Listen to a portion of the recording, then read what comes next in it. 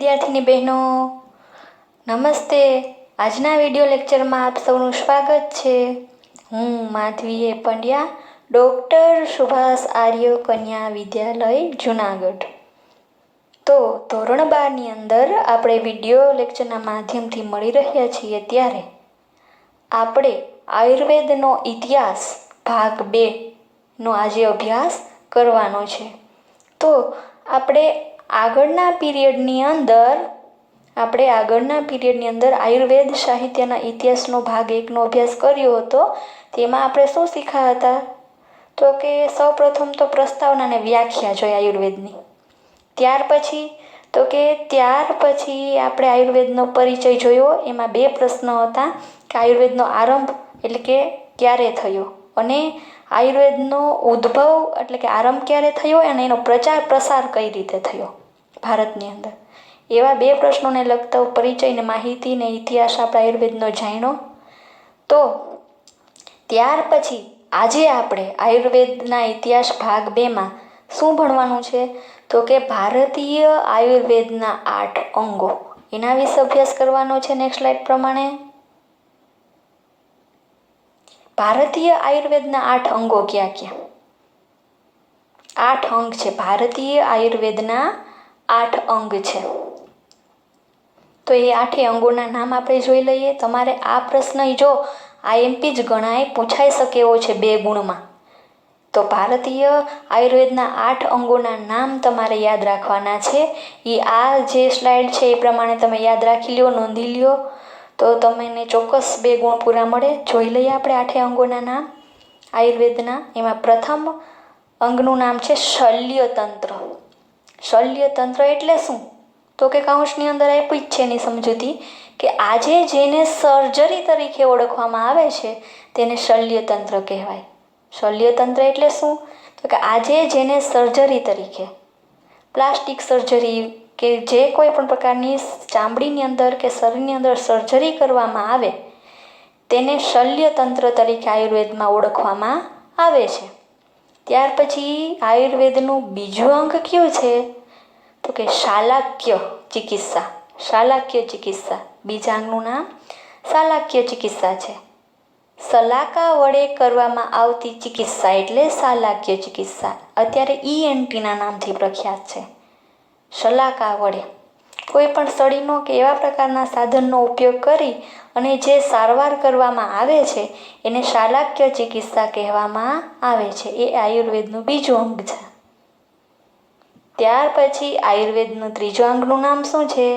તો કે કાયા ચિકિત્સા। એને શું કહેવાય? શરીરની સારવાર, ચામડીને લગતા રોગો અથવા શરીરને લગતા રોગોની સારવાર એને કાયા ચિકિત્સા તરીકે આયુર્વેદમાં ઓળખવામાં આવે છે। એટલે ત્રીજું અંગ છે કાયા ચિકિત્સા। ચોથું અંગ છે ભૂત વિદ્યા। અમાનવીય તત્વોથી બચાવો, એટલે કે જે અમાનવીય તત્વો છે કે જેનાથી કોઈ પણ પ્રકારના કોઈ માનસિક એવા પ્રકારના રોગ થાય છે ભૂત વિદ્યાથી, એના પ્રકારનું નિવારણ પણ આયુર્વેદમાં આપેલું છે। એનું નામ આપ્યું છે ભૂત વિદ્યા। ચોથું અંગ છે આયુર્વેદનું ભૂત વિદ્યા। પાંચમું અંગ છે બાલ ચિકિત્સા। બાળકોની સારવાર કઈ રીતે કરવી એના વિશે પણ આયુર્વેદમાં આપેલું છે। એ આયુર્વેદનું પાંચમું અંગ છે। એટલે કે અત્યારે આપણે એને ક્યાં નામથી ઓળખીએ? પીડિયાટ્રિક્સ। આજનું પીડિયાટ્રિક્સ એટલે કે બાળકોની સારવાર એ તરીકે આપણે ઓળખીએ છીએ। તો એ બાલ ચિકિત્સા છે આયુર્વેદનું 8મું અંગ છે। ત્યાર પછી આયુર્વેદનું 6થું અંગ વિષતંત્ર। જુદા જુદા પ્રકારના વિષ અને તેનાથી રક્ષણ કરતું શાસ્ત્ર।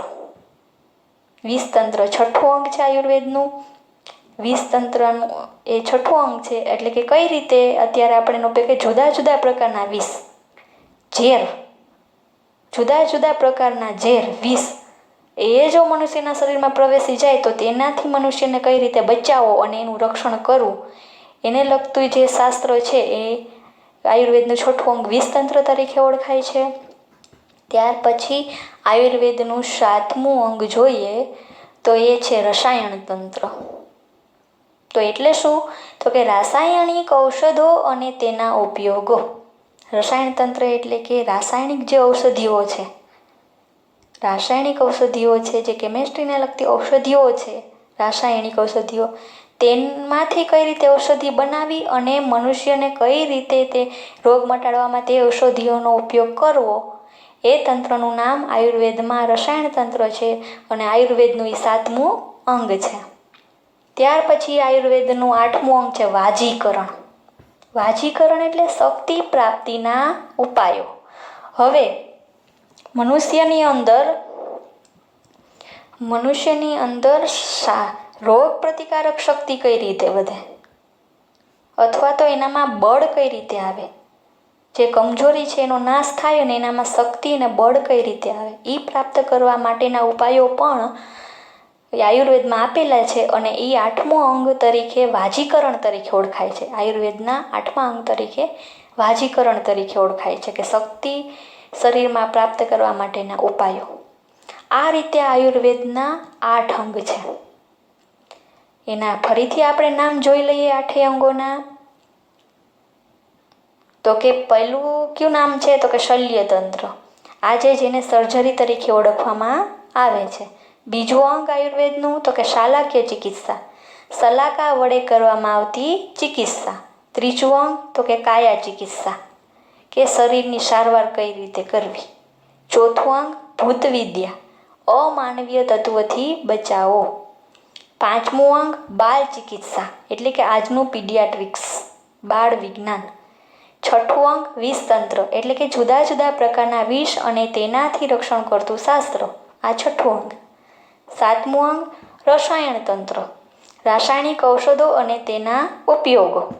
આઠમું અંગ વાજીકરણ, એટલે શક્તિ પ્રાપ્તિ માટેના ઉપાયો, સારી શક્તિ શરીર માટે કેમ પ્રાપ્ત કરવી તેના ઉપાયો. આ 8 છે એ ભારતીય આયુર્વેદના 8 ગણાય છે. ભારતીય આયુર્વેદ શાસ્ત્રના 8 અંગ પૂછાય તો 8ના નામ અને એની સમજૂતી કાંશમાં તમારે લખવી. તો હવે જોઈએ આગળ. આ બધા જ અંગો ઉપર અલગ અલગ આચાર્યોએ સ્વતંત્ર ગ્રંથોની રચના કરેલી છે. આ બધા જ, એટલે કે આ 8 અંગો છે એના ઉપર અલગ અલગ આચાર્યએ, અલગ અલગ ઋષિઓએ સ્વતંત્ર ગ્રંથની રચના કરી છે. એટલે 8 અંગના 8 ગ્રંથ થાય. પરંતુ અત્યારે 8 ગ્રંથ આપણી આગળ ઉપલબ્ધ કે પ્રાપ્ત થતા નથી. એમાંથી અમુક જ પ્રાપ્ત થાય છે, અમુક પ્રાપ્ત થતા નથી. અનેક ગ્રંથો આયુર્વેદને અનુલક્ષીને સમયે સમયે રચાયા છે. ઘણા ગ્રંથો આયુર્વેદ શાસ્ત્ર ઉપર રચાણા છે અમુક સમયના અંતરે. જેમાંના કેટલાક ગ્રંથો તથા આચાર્યના નામ અત્યારે અવિસ્મરણીય છે. મેં કીધું ને કે 8 અંગ ઉપર 8 આચાર્યોએ ગ્રંથની રચના કરી છે, પરંતુ એમાંથી બધા જ ગ્રંથ આપણે પ્રાપ્ત નથી થતા. અમુક અવિસ્મરણીય છે, કે આપણી આગળ છે નહીં, આપણી યાદમાં છે નહીં. અમુક ગ્રંથ છે એ છે, અમુક નથી. તો હવે એમાંથી કયા ગ્રંથ છે એ આપણે ભણવાના આવે છે, તો કે સુશ્રુત સંહિતા, એના રચયિતા સુશ્રુત ઋષિ, અને ચરક સંહિતા, એના રચયિતા ચરક ઋષિ. આ 2 ગ્રંથ આપણા અભ્યાસક્રમની અંદર આયુર્વેદના ભણવાના આવે છે. તો એ 2 ગ્રંથ છે, એક સુશ્રુત સંહિતા છે ને બીજો ચરક સંહિતા છે. એનો અભ્યાસ અત્યારે આપણે કરવાનો છે. તો એમાં પહેલાં આપણે સુશ્રુત સંહિતાનો નોંધ, એટલે કે પરિચયાત્મક નોંધ અને સુશ્રુત સંહિતાનો અભ્યાસ કરીએ. હવે આ પરિચયાત્મક નોંધ તરીકે તમને પ્રશ્ન પૂછાઈ શકે કે સુશ્રુત સંહિતા અથવા આચાર્ય સુશ્રુત વિશે પરિચયાત્મક નોંધ લખો. તો હવે આપણે જોઈએ કે સુશ્રુત ઋષિએ સુશ્રુત સંહિતાની અંદર શેનું વર્ણન કરેલું છે. તો પરિચયાત્મક નોંધ 2 કે 3 ગુણની પૂછાય તો એની અંદર તમે આ લખી શકો. હવે સુશ્રુત સંહિતા અથવા આચાર્ય સુશ્રુત કાયમ પૂછે કે સુશ્રુત સંહિતા વિશે પરિચયાત્મક નોંધ લખો અથવા આચાર્ય સુશ્રુત વિશે પરિચયાત્મક નોંધ લખો, તો બંનેમાં આ જ આવશે. તો આપણે જોઈએ. સુશ્રુત સંહિતાના રચયિતા આચાર્ય સુશ્રુત છે. એ તો આપણે ખ્યાલ જ છે કે એના નામ ઉપરથી જે ગ્રંથનું નામ પાડેલું છે, કે સુશ્રુત સંહિતાના રચયિતા કોણ છે, તો કે આચાર્ય સુશ્રુત છે. આચાર્ય સુશ્રુતના જીવન વિશે કશી માહિતી પ્રાપ્ત થતી નથી. એટલે આ ઋષિ છે ને, સુશ્રુત ઋષિ, એના જીવન વિશે કાંઈ માહિતી આપણી આગળ પ્રાપ્ત છે નહીં. કે સમયમાં થઈ ગયા, ક્યારે લખ્યો, એ ડીપમાં એની માહિતી આપણી આગળ નથી. તો જોઈએ આગળ. કાશીપતિ દિવોદાસે સુશ્રુત સંહિતાનો ઉપદેશ કરેલો છે કાશીપતિ દિવોદાસે. હવે કાશી નગરીના જે અધિપતિ દિવોદાસ નામના જે વ્યક્તિ હતા એને સુશ્રુત સંહિતાનો ઉપદેશ કરેલો છે. એટલે એને સુશ્રુત સંહિતાનો ઉલ્લેખ કરેલો છે કે ભાઈ સુશ્રુત સંહિતા છે એ સુશ્રુત ઋષિએ લખેલી છે. એના દ્વારા આપણે જાણી શકીએ કે સુશ્રુત ઋષિએ આ સુશ્રુત સંહિતા લખેલી હશે. એનો ઉપદેશ આ કાશીપતિ દિવોદાસે કરેલો છે. પાણિની અને પતંજલિ જેવા વ્યાકરણના ગ્રંથોમાં પણ સુશ્રુતનો ઉલ્લેખ છે. હવે પાણિની અને પતંજલિ એ બે ઋષિઓએ બે ગ્રંથની રચના કરી છે. બંને ગ્રંથ કેના છે? વ્યાકરણના, સંસ્કૃત વ્યાકરણના ગ્રંથ છે. પાણિની દ્વારા રચાયેલ અને પતંજલિ દ્વારા રચાયેલ બે ગ્રંથો છે એ સંસ્કૃત વ્યાકરણના ગ્રંથો છે. એ સંસ્કૃત અષ્ટાધ્યાયી તરીકે પણ ઓળખાય છે. તો એ વ્યાકરણના ગ્રંથોમાં પણ એને સુશ્રુત ઋષિનો ઉલ્લેખ કરેલો છે. એટલે એના આધારે આપણે થોડુંક નક્કી કરી શકીએ કે કદાચ પાણિની પતંજલિ છે એની પહેલાં અથવા તો એના સમયમાં આ ઋષિ થઈ ગયા હશે. આથી મોટા ભાગના વિદ્વાનો સુશ્રુતને ઈસવીસન પૂર્વની 7મી શતાબ્દી પહેલાં થઈ ગયેલા માને છે. મોટાભાગના વિદ્વાનો આ સુશ્રુત ઋષિનો સમય કયો માને છે? તો કે ઈસવીસન પૂર્વની 7મી સદીનો માને છે. શું કામે? તો કે પાણિની પતંજલિ ઋષિએ જે વ્યાકરણનો ગ્રંથ રચ્યો એની અંદર સુશ્રુત ઋષિનો ઉલ્લેખ કરેલો હતો અને કાશીપતિ જે દિવોદાસ છે તેને પણ સુશ્રુત સંહિતાનો ઉપદેશ આપેલો હતો. તો એ ત્રણેય વ્યક્તિ કાશીપતિ દિવોદાસ, પાણિની અને પતંજલિ આ ત્રણેય વ્યક્તિ છે એ ઈસવીસન પૂર્વની 7મી શતાબ્દી પહેલાં થઈ ગયેલા છે. તો એના આધારે વિદ્વાનો નક્કી કરે છે કે કદાચ સુશ્રુત ઋષિનો સમય પણ 7મી શતાબ્દી પહેલાંનો હોવો જોઈએ. સુશ્રુત સંહિતા આયુર્વેદના મૂળભૂત ગ્રંથોમાંનો એક છે. સુશ્રુત સંહિતા છે આયુર્વેદના મૂળભૂત જે મુખ્ય ગ્રંથો છે ને એમાં એનું નામ આવે છે. કેનું? સુશ્રુત સંહિતાનું. તો હવે આ તો આપણે સુશ્રુત ઋષિ વિશે જાણ્યું કે એનો સમય કયો છે. હવે એના ગ્રંથનો પરિચય કરીએ સુશ્રુત સંહિતાના. જોઈએ આગળ નેક્સ્ટ સ્લાઇડમાં.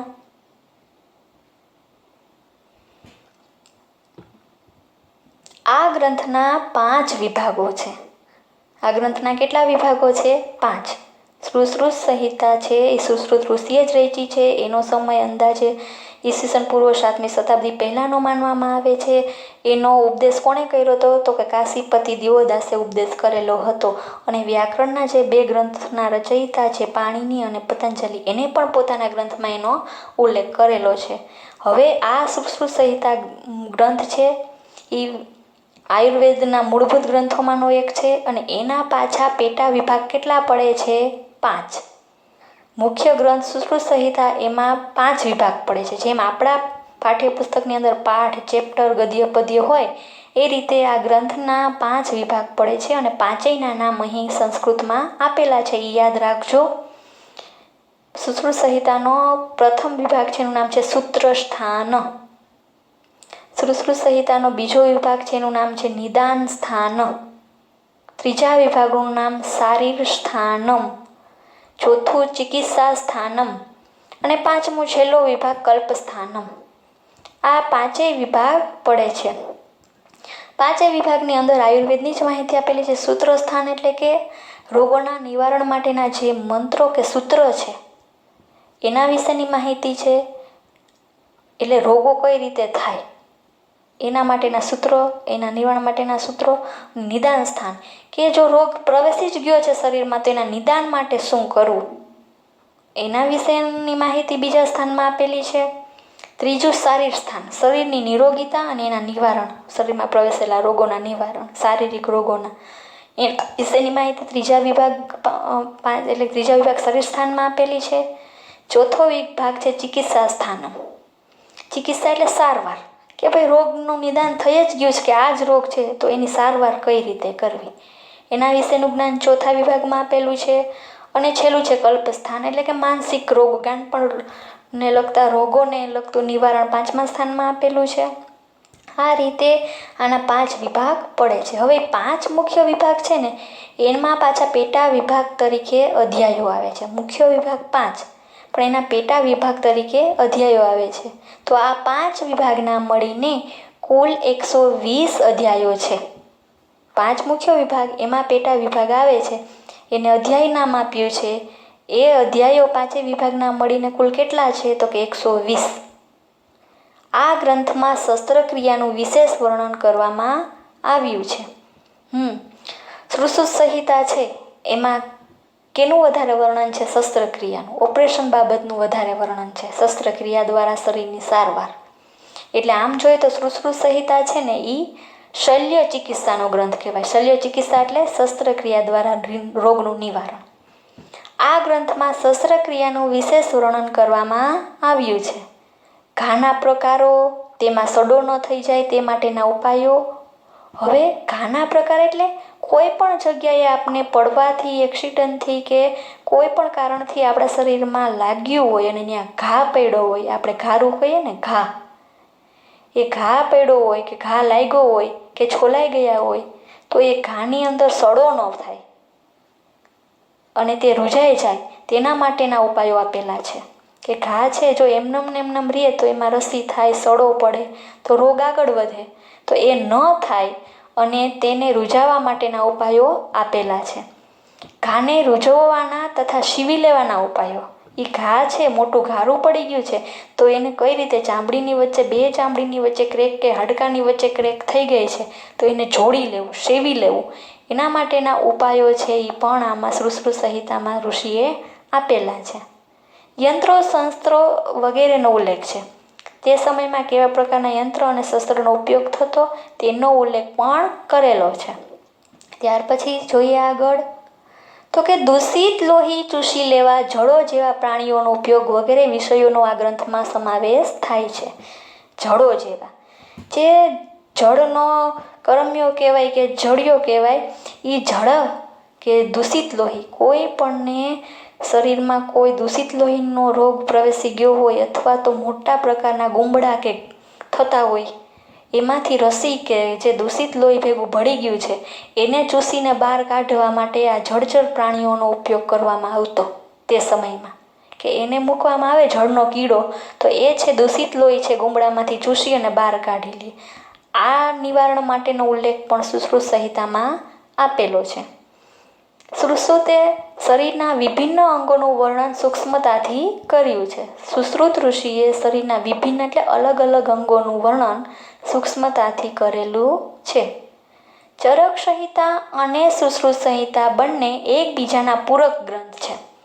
ચરક સંહિતા અને સુશ્રુત સંહિતા બંને એકબીજાના કેવા ગ્રંથ છે? પૂરક ગ્રંથ છે. એકબીજા ઉપર આધાર રાખનાર એકબીજાના પૂરક ગ્રંથ છે. ચરક ઋષિએ લખેલી ચરક સંહિતા અને સુશ્રુત ઋષિએ લખેલી સુશ્રુત સંહિતા, આ બે જ આપણા અભ્યાસક્રમમાં આવે છે. તો સુશ્રુત સંહિતા શલ્ય ચિકિત્સાનો ગ્રંથ છે. હવે સુશ્રુત સંહિતા કેનો ગ્રંથ છે? તો કે શલ્ય ચિકિત્સા, શસ્ત્રક્રિયા દ્વારા શરીરની સારવાર. આપણે જોયું કે જળચર પ્રાણીનો કીડો મૂકીને દૂષિત લોહી ચૂસાવે છે, પછી શસ્ત્રક્રિયા દ્વારા શરીરનું નિવારણ કરાવે છે, ઘાને રૂઝાવે છે. એ પ્રકારનું શસ્ત્રક્રિયા દ્વારાથી જે સારવાર કરવામાં આવે છે એ સુશ્રુત સંહિતામાં ઉલ્લેખ જોવા મળે. એટલે સુશ્રુત સંહિતા છે કેને લગતો ગ્રંથ કહેવાય? શલ્ય ચિકિત્સાને લગતો ગ્રંથ કહેવાય. જે આપણે 8 અંગ ભણ્યા, ભારતીય આયુર્વેદના 8 અંગ ભણ્યા, એમાંનું જે પહેલું જ છે શલ્યતંત્ર, તેના ઉપર સુશ્રુત ઋષિએ આ ગ્રંથ રચેલો છે કે શસ્ત્રક્રિયા દ્વારા સારવાર. તો ચરક ઋષિ છે એ કયા ગ્રંથના રચયિતા ગણાય? તો કે ચરક સંહિતાના જ રચયિતા છે, પણ એના ગ્રંથમાં આયુર્વેદનો કયા અંગનો અભ્યાસ આપેલો છે? તો કે ચિકિત્સાનો, કાયા ચિકિત્સાનો. કે કાયા ચિકિત્સા એટલે કે શરીરની જે લગભગ ભારતીયના જે 8 અંગો આપેલા છે એમાં લગભગ ત્રીજું અંગ આ છે, ત્રીજું કે ચોથું અંગ કાયા ચિકિત્સા.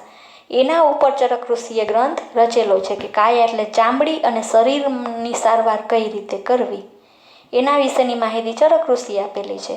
જ્યારે સુશ્રુત ઋષિએ તો કે શસ્ત્રક્રિયા દ્વારા સારવાર, એટલે શલ્યતંત્ર જે પહેલું અંગ છે એના ઉપર રચેલો ગ્રંથ છે. ચરક ઋષિનો જે ત્રીજું અંગ છે કાયા ચિકિત્સા, એના ઉપર રચેલો ગ્રંથ છે. બંને ગ્રંથોના સિદ્ધાંતો આયુર્વેદના જ્ઞાનના મૂળ આધાર છે. બંને ગ્રંથો, સુશ્રુત ઋષિની લખેલી સુશ્રુત સંહિતા, ચરક ઋષિની લખેલી ચરક સંહિતા, બંને ગ્રંથો છે આયુર્વેદનું જે જ્ઞાન પ્રાપ્ત થાય એનો મૂળ આધાર છે. તો આપણે આજે સુશ્રુત સંહિતાનો અભ્યાસ કર્યો અને સુશ્રુત ઋષિ વિશે જાણ્યું. તો એની અંદર ફરીથી 2 મિનિટમાં રિપીટ કરી લઈએ કે સુશ્રુત ઋષિનો જીવન વિશે કાંઈ માહિતી પ્રાપ્ત થતી નથી, પરંતુ પાણિનિ ને પતંજલિએ જે વ્યાકરણના ગ્રંથ રચ્યા છે એની અંદર એનો ઉલ્લેખ જોવા મળે છે. અને કાશીપતિ દિવોદાસ છે એને પણ સુશ્રુત સંહિતાનો ઉપદેશ આપેલો છે. એના આધારે આપણે નક્કી કરી શકીએ કે સુશ્રુત ઋષિનો સમય અંદાજે 7મી સદીની પૂર્વનો હોવો જોઈએ. ત્યાર પછી એની સંહિતા જે સુશ્રુત સંહિતા છે એનો પરિચય કર્યો કે એમાં 5 વિભાગ આવે છે.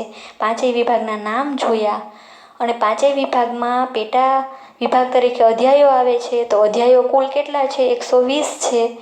હવે એની અંદર એને શેનું વર્ણન આપેલું છે? તો કે એની અંદર એને ઘાને રૂઝાવાનું વર્ણન આપેલું છે. ઘામાં સડો ન પડે એના ઉપાયો છે. ઘાને સીવી લેવાના ઉપાયો છે. ટૂંકમાં શસ્ત્રક્રિયા દ્વારા શરીરની સારવાર થાય એના વિશેનું વર્ણન સુશ્રુત સંહિતામાં આપેલું છે. હવે આપણે ચરક સંહિતા એટલે ચરક ઋષિએ લખેલી ચરક સંહિતાનો અભ્યાસ કરીએ. જોઈએ નેક્સ્ટ સ્લાઇડ પ્રમાણે.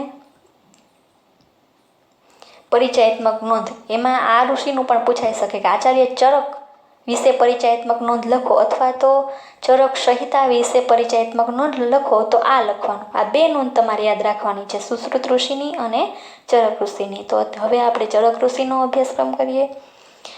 આચાર્ય ચરક અથવા ચરક સંહિતા વિશે પરિચયાત્મક નોંધ લખવું. તો કઈ રીતે લખવું જોઈએ? આચાર્ય ચરકના જીવન વિશે માહિતી પ્રાપ્ત થતી નથી. જેમ સુશ્રુત ઋષિ વિશે પણ કાંઈ માહિતી પ્રાપ્ત થતી ન હતી તેમ આચાર્ય ચરક વિશે પણ કોઈ માહિતી પ્રાપ્ત થતી નથી. એના જીવન વિશે કાંઈ પણ આપણી આગળ માહિતી નથી. તેમના સમયની બાબતમાં પણ મતાંતરો છે. ઘણા પહેલાંના જે વૈદ્યો છે એમ કહે છે કે આ સમયે થઈ ગયા, ઘણા એમ કહે છે કે નહીં આ સમયે થઈ ગયા. એટલે એમાં મતભેદ છે. એના સમયની ચોક્કસ સમય આપેલો નથી કે સમયમાં થઈ ગયા. તેઓ કનિષ્ક રાજાના રાજવૈદ્ય હતા. જો ઓમાં કેમ કાશી નગરીના પતિ દિવોદાસ હતા સુશ્રુત સંહિતામાં, તેમ આમાં કનિષ્ક નામના જે રાજા હતા એના રાજવૈદ્ય હતા. કોણ? ચરક ઋષિ. જો આ પૂછાઈ શકે પાછળ 1 થી 2 ગુણમાં કે ચરક ઋષિ છે એ કોના રાજવૈદ્ય હતા? તો કે ચરક ઋષિ કનિષ્ક રાજાના રાજવૈદ્ય હતા. કે કનિષ્ક નગરીના તેઓ કનિષ્ક રાજાના રાજવૈદ્ય હતા. કોણ? ચરક ઋષિ. કે કનિષ્ક રાજા જે સમયમાં થઈ ગયા એ સમયમાં ચરક ઋષિ છે એના રાજવૈદ્ય તરીકે એના દરબારમાં રહેતા હતા. એટલે કનિષ્ક રાજા જે સમયમાં થયા એ સમયમાં ચરક ઋષિ થઈ ગયા હોય એવું અનુમાન કરી શકાય. મહર્ષિ પતંજલિએ જ અગ્નિવેશની રચનાનું ચરકના નામથી ચરક સંહિતા તરીકે પુનઃ સંપાદન કર્યું છે. એટલે મહર્ષિ પતંજલિએ અગ્નિવેશની જે રચના હતી એનું ચરક સંહિતા નામથી સંપાદન કર્યું છે તેવા પણ મતો પ્રવર્તે છે. આ જુદા જુદા મતોને ધ્યાનમાં લઈને એમ કહી શકાય કે ચરક 2જી શતાબ્દી પૂર્વે થઈ ગયા હોવા જોઈએ. ચરક ઋષિ ક્યારે થઈ ગયા હોવા જોઈએ? તો કે 2જી સદી પહેલાં. આપણને ચોક્કસ સમય એનો નથી મળતો આપણી આગળ, પરંતુ જે સમયે કનિષ્ક રાજા થઈ ગયા એ સમયમાં ચરક ઋષિ હતા. એના રાજવૈદ્ય તરીકે એના દરબારમાં રહેતા હતા. અને પતંજલિ ઋષિએ પણ એનો ઉલ્લેખ કરેલો છે. તો આ બંને છે કનિષ્ક રાજા અને પતંજલિ 2જી સદી પહેલાં થઈ ગયેલા છે. એટલે આપણે કહી શકીએ કે ચરક ઋષિ પણ આશરે અંદાજે ઈસવીસનની 2જી સદી પહેલાં થઈ ગયેલા હશે. મહર્ષિ ચરક રચિત ગ્રંથનું નામ ચરક સંહિતા છે. મહર્ષિ ચરક રચિત ગ્રંથનું નામ શું છે? ચરક સંહિતા. ચરક સંહિતા મુખ્યત્વે કાયા ચિકિત્સાનો ગ્રંથ છે. હવે ચરક સંહિતામાં ચરક ઋષિએ જે આપણા ભારતીય આયુર્વેદના 8 અંગ છે એમાંથી કયા અંગ ઉપર ગ્રંથની રચના કરી છે? તો કે 3જું અંગ છે કાયા ચિકિત્સા, એના ઉપર ગ્રંથની રચના કરી છે. કાયા ચિકિત્સા એટલે શરીરની સારવાર, ચામડીની સારવાર, શારીરિક સારવાર આવો અર્થ થાય. એના ઉપર ચરક ઋષિએ પોતાનો ગ્રંથ રચેલો છે. આમાં ચિકિત્સા એટલે કે સારવાર અંગેનું વિસ્તૃત વર્ણન છે. ચરક અસ્તુ ચિકિત્સતેન એટલે ચિકિત્સાના સમયમાં તો ચરક નામનો ગ્રંથ છે. એટલે કે જો કોઈ સારવારની વાત આવે તો ચરક ઋષિના ગ્રંથ જેવું બીજું કોઈ છે જ નહીં. એને જે વર્ણન કરેલું છે એ કાયા ચિકિત્સા વિશે વ્યવસ્થિત વર્ણન વિસ્તૃત કરેલું છે.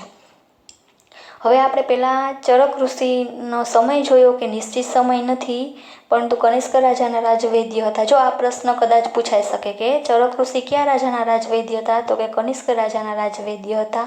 અને પતંજલિએ અગ્નિવેશનું ચરક સંહિતાથી સંપાદન કર્યું હતું. આ બધા મતોને આધારે આપણે કહી શકીએ કે ચરક ઋષિ અંદાજે 2જી સદી પૂર્વે થઈ ગયેલા હોવા જોઈએ, અને એને ચરક સંહિતા નામનો ગ્રંથ રચ્યો. પણ કાયા ચિકિત્સા નું જે ભારતીય આયુર્વેદના 8 અંગ છે એમાંનું જે કાયા ચિકિત્સા છે એના ઉપર ચરક સંહિતા એને લખેલું છે. આમ હવે આગળ જોઈએ તો કેટલાક વિદ્વાનોના અભિપ્રાય પ્રમાણે આ ચરક સંહિતા ચિકિત્સા શાસ્ત્ર અને આયુર્વેદ વિજ્ઞાનનો વિશ્વકોશ છે. કેટલાક વિદ્વાનો શું કહે છે કે આ ચિકિત્સા શાસ્ત્ર એટલે કે જે શારીરિક સારવારનું જે શાસ્ત્ર છે, જે ચરક ઋષિએ રચેલું, એ આયુર્વેદનો આ વિજ્ઞાનનો વિશ્વકોશ સમાન છે. તેમાં આ શાસ્ત્રના મૌલિક તથ્યો તથા સિદ્ધાંતોનું અત્યંત ગંભીર વિવેચન કરવામાં આવ્યું છે. તેમાં આ શાસ્ત્રના એટલે કે આયુર્વેદ શાસ્ત્રના કાયા ચિકિત્સાને લગતા તથ્યો અને સિદ્ધાંતોનું વિસ્તારથી ગંભીરતાથી ચરક ઋષિએ વિવેચન કરેલું છે. વળી આ ગ્રંથ તત્કાલીન ભારતીય જીવનનું દર્શન કરાવે છે. આ ગ્રંથ છે એ તત્કાલીન ભારતીય જીવનનું દર્શન કરાવે છે. જે તાત્કાલિક ભારતીય જીવન એટલે તે સમયનું, તત્કાલીન એટલે તે સમયનું, જે સમયે ચરક સંહિતાની ચરક ઋષિએ રચના કરી તે સમયે ભારતીય જીવન કેવું હતું એનો ઉલ્લેખ પણ આ ચરક સંહિતામાં જોવા મળે છે. માણસોની રહેણી કરણી, વિવાહ, વૈવાહિક જીવન, સંતતિ વગેરે વિષયો ઉપરના વિચારો આ ગ્રંથમાં રજૂ થયેલા છે કે તે સમયે માણસોની રહેણી કરણી કેવી હતી, વૈવાહિક જીવન કેવું હતું, સંતતિ એટલે કે સંતાન પ્રાપ્તિ માટેના વિષયો કેવા હતા. આ માટેના વિચારો પણ આ ગ્રંથોમાં રજૂ થયેલા છે. પછી તે સમયના આતુરાલય કેવા હતા. આતુરાલય એટલે દવાખાના. જે ચરક સંહિતા એની રચના થઈ 2જી સદી પહેલાં, તે સમયે દવાખાનાઓ કેવા હતા, કયા સાધનો ઉપકરણોથી સજ્જ હતા, એટલે કે એમાં કેવા પ્રકારના સાધનો અને ઉપકરણોનો ઉપયોગ થતો હતો હોસ્પિટલમાં અને દવાખાનામાં, તેના વિશેની માહિતી પ્રાપ્ત થાય છે. આ વિષયોની ચર્ચા તત્કાલીન સમાજ જીવનનું પર પ્રતિબિંબ પાડે છે. જે આ વિષયો છે તત્કાલીન સમાજ એટલે તે સમયનો ભારતીય સમાજ, જે સમયે 2જી સદી પહેલાં ચરક સંહિતાની રચના થઈ એ સમયે ભારતીય સમાજ જીવન કેવું હતું એના ઉપર આ પ્રતિબિંબ પડે છે. એટલે કે એ આપણે આ માહિતી દ્વારા જાણી શકીએ છીએ. તો આમ આજે આપણે 2 સંહિતાઓનો અભ્યાસ કર્યો. સુશ્રુત સંહિતા એટલે કે સુશ્રુત ઋષિએ રચેલો આયુર્વેદિક ગ્રંથ, અને ચરક સંહિતા એટલે કે ચરક ઋષિએ લખેલો આયુર્વેદિક ગ્રંથ. પણ યાદ એટલું રાખવાનું કે સુશ્રુત ઋષિએ શલ્યતંત્ર ઉપર ગ્રંથની રચના કરેલી છે અને ચરક ઋષિએ કાયા ચિકિત્સા ઉપર ગ્રંથની રચના કરેલી છે. બંને છે એ ભારતીય આયુર્વેદના અંગ જ છે, 8 અંગોમાંના. અને ચરક ઋષિનું આપણે પુનરાવર્તન કરીએ કે ભાઈ એનો ચોક્કસ સમયગાળો પ્રાપ્ત થતો નથી, પરંતુ કનિષ્ક રાજાના રાજવૈદ્ય હતા અને પતંજલિ ઋષિએ તેનું સંપાદન કરેલું હતું, એટલે અંદાજે તેનો સમય 2જી સદી પહેલાંનો હોવો જોઈએ. અને ચરક સંહિતાનો ગ્રંથ છે કાયા ચિકિત્સા ઉપર લખાયેલો છે. તે સમયના ભારતીય સમાજ જીવનનું આપણે દર્શન થાય છે. તે સમયમાં માણસોની રહેણી કહેણી કેવી હતી, વૈવાહિક જીવન, સંતતિ વગેરે વિષયોનો આપણે ખ્યાલ આવે છે. અને તે સમયે દવાખાના કેવા હતા, એમાં કેવા પ્રકારના સાધનોનો ઉપયોગ થતો હતો, તે બધું આપણે ચરક સંહિતા દ્વારા જાણી શકીએ છીએ. તો આજે આપણે આ રીતે 2 સંહિતાઓનો અભ્યાસ કર્યો. એટલે અહીંયા આપણે આયુર્વેદ શાસ્ત્ર, આયુર્વેદનો જે ઇતિહાસ ભણવામાં આવે છે એ આ પૂરો થાય છે. તો તેનું તમે પુનરાવર્તન કરજો. આમાંથી 2 ગુણના પ્રશ્ન પૂછાય છે. ગંભીરતાથી વાંચજો, યાદ રાખજો. અસ્તુ.